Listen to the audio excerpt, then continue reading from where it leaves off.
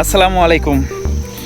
আজকে দেখাবো হচ্ছে দেখেন আমাদের যে গার্ডেন সেটার পাশে আমি নিজে হাতে লাগাইছি কলমির শাক, দেশি কলমির শাক।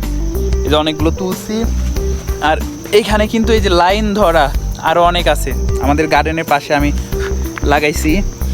এখানে যদি লক্ষ্য করেন দেখেন আবার পেঁয়াজের গাছ লাগাইছি, এটা আমি নিজে লাগাইছি। এইখানে ছোট্ট একটা আদা গাছ, এটা কিন্তু কাজের পাশাপাশি একটা শখ। মানুষের অনেক রকম শখ থাকে, তো আমারও ছোট্ট একটা শখ।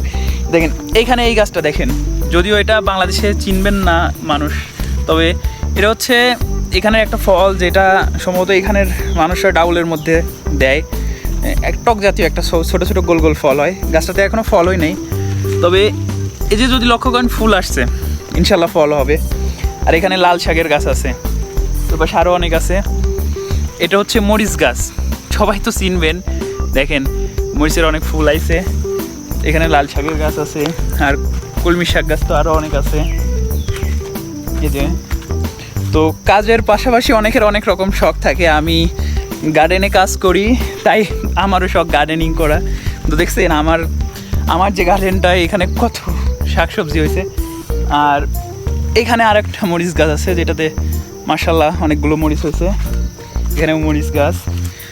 আর এটা হচ্ছে বেগুন গাছ, সবাই অবশ্য দেখলেই চিনতে পারবেন আমার বাংলাদেশি ভাই বন্ধুরা যারা আছেন। বেগুন গাছও কিন্তু লাগাইছি। এখানে আরও মরিচ গাছ।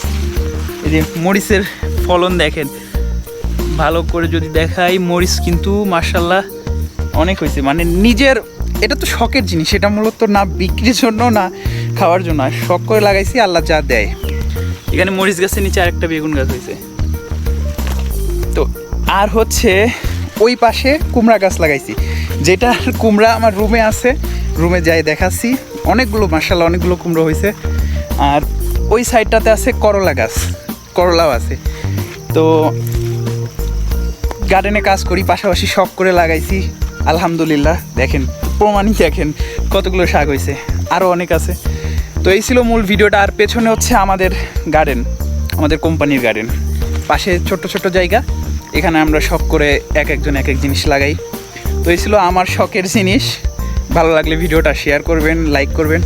চ্যানেলে নতুন হলে অবশ্যই সাবস্ক্রাইব করবেন।